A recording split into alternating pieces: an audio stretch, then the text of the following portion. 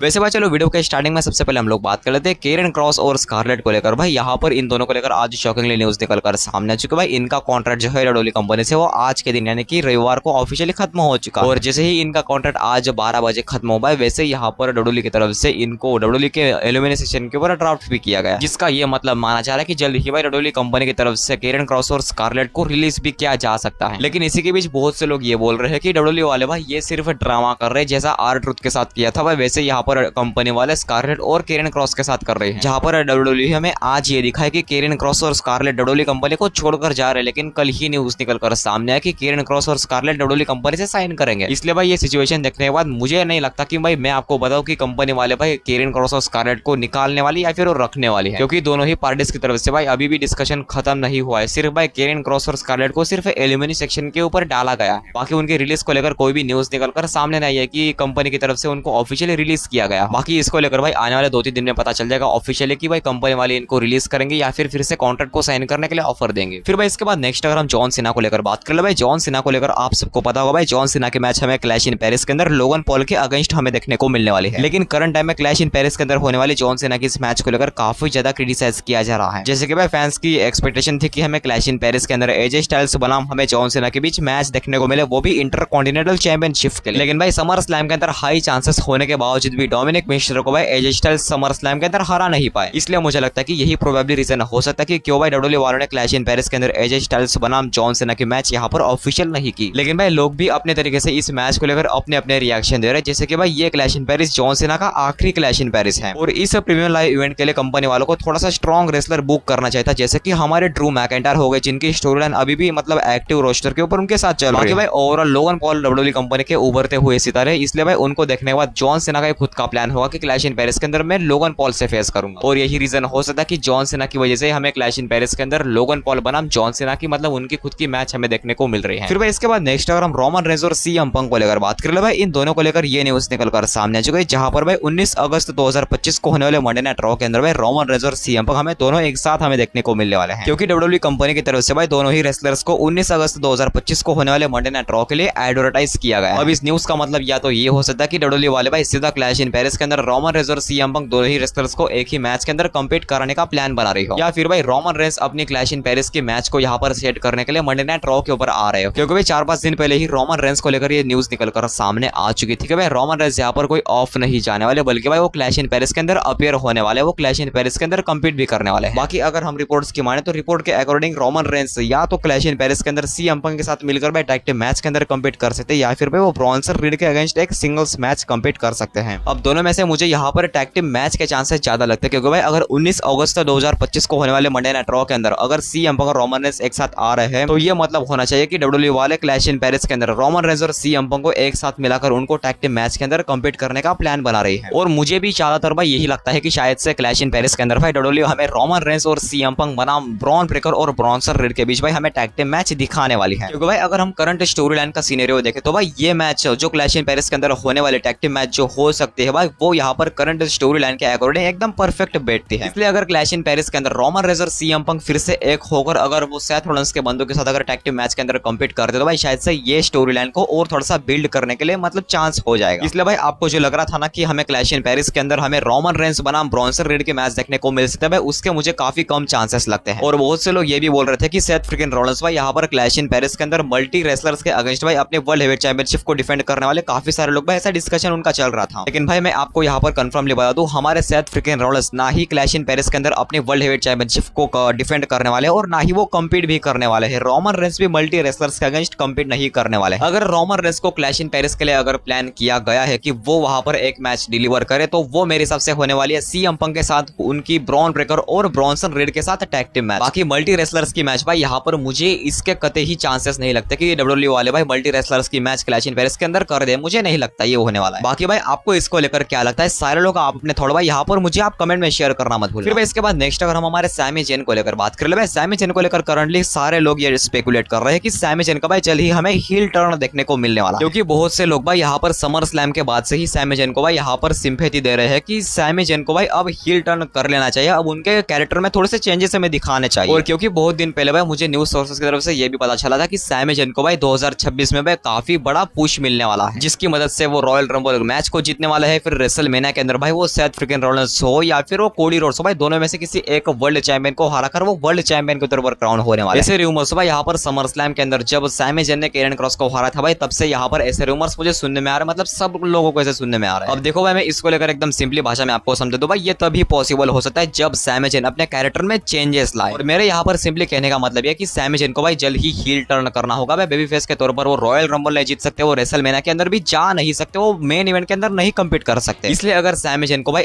World champion बनना है WrestleMania के स्टेज के अंदर, तो भाई उनका सबसे पहला एम उनका भाई वर्ल्ड चैंपियन बनना नहीं बल्कि हील टर्न करना हो सकता है। फिर आगे जाकर भाई यहाँ पर सैमी ज़ेन बहुत से रेसलर को धराशायी करे, फिर उनको डब्ल्यूडब्ल्यूई वाले और पुश करके रॉयल रंबल जीतवाए, फिर रेसलमेनिया के अंदर उनको वर्ल्ड चैंपियनशिप मैच मिल जाए और फिर वर्ल्ड चैंपियन को हराकर वो चैंपियन भी बन जाए। ये थी भाई मेरी सैमी ज़ेन को लेकर मतलब मेरी पर्सनली सलाह कि किस तरीके से यहाँ पर सैमी ज़ेन रेसलमेनिया के अंदर अगर वर्ल्ड चैंपियन बनते तो वो किस तरीके से बनेंगे, एज ए बेबी फेस बनेंगे या फिर हील बनेंगे। फिर इसके बाद नेक्स्ट अगर हम हमारे Drew McIntyre versus Cody Rhodes के मैच को लेकर बात कर रहे हैं, जिसको लेकर भाई मुझे नहीं पता, लेकिन हाँ मुझे क्यों ऐसा लग रहा है कि क्लैश इन पेरिस के अंदर ये मैच हमें पॉसिबली देखने को मिल सकती है, क्योंकि भाई दूसरी साइड आप सबको पता है लोगन पॉल और जॉन सीना के मैच हमें क्लैश इन पेरिस के अंदर देखने को मिल रहे हैं। वहीं पर भाई ड्रू मैकिंटायर और कोडी रोड्स यही ऐसे बंदे मतलब जिनकी फ्यूड चल रही है, लेकिन भाई उनके मैच अब तक क्लैश इन पेरिस के लिए ऑफिशियल नहीं हुए, तो भाई मुझे क्यों ऐसा लग रहा है कि शायद से क्लैश इन पेरिस के अंदर इनके मैच हमें देखने को मिलने वाले हैं। और अगर हमें क्लैश इन पेरिस के अंदर ये मैच देखने को मिल भी जाते तो भाई आप इसे एक्सपेक्टेशन मत लगा के बैठना कि इस मैच के अंदर ड्रू मैकिंटायर फाइनली क्राउड के अंदर अपने होम टाउन यानी कि क्लैश इन पेरिस के अंदर, क्लैश इन पेरिस उनका होम टाउन नहीं है लेकिन हाँ क्लैश इन पेरिस के अंदर Drew McIntyre finally Cody Rhodes को हराकर नए अनडिस्प्यूटेड चैंपियन बनने वाले। भाई ऐसे एक्सपेक्टेशन आप लगाकर क्लैश इन पेरिस मत देखना अगर कंपनी वाले इनके मैच ऑफिशियल करते हैं क्लैश इन पेरिस के लिए। तो सिंपली भाई यहाँ पर अगर कोडी रोड्स का अपोनेंट अगर क्लैश इन पेरिस के लिए अगर कोई दूसरा अगर बुक नहीं होता तो भाई डब्ल्यूडब्ल्यूई वाले ड्रू मैकिंटायर को यहाँ पर भाई क्लैश इन पेरिस के अपोनेंट के तौर पर यहाँ पर बुक करने वाले हैं। तो चलो भाई आज के इस वीडियो को हम यहाँ तक ही रखते हैं। अगर आज का कमाल का वीडियो अगर हमारा अच्छा लगा तो वीडियो को लाइक करके भाई आप हमारे इस चैनल को सब्सक्राइब करना मत भूलना। बाकी आपको अगर कोई भी पर्सनली थोड़ा भाई अगर मेरे साथ पर्सनली शेयर करना है तो मेरे इंस्टाग्राम के और सारे लोग आ सकते हो, मैंने भाई डिस्क्रिप्शन में मेरे पेज की लिंक दे रखी है।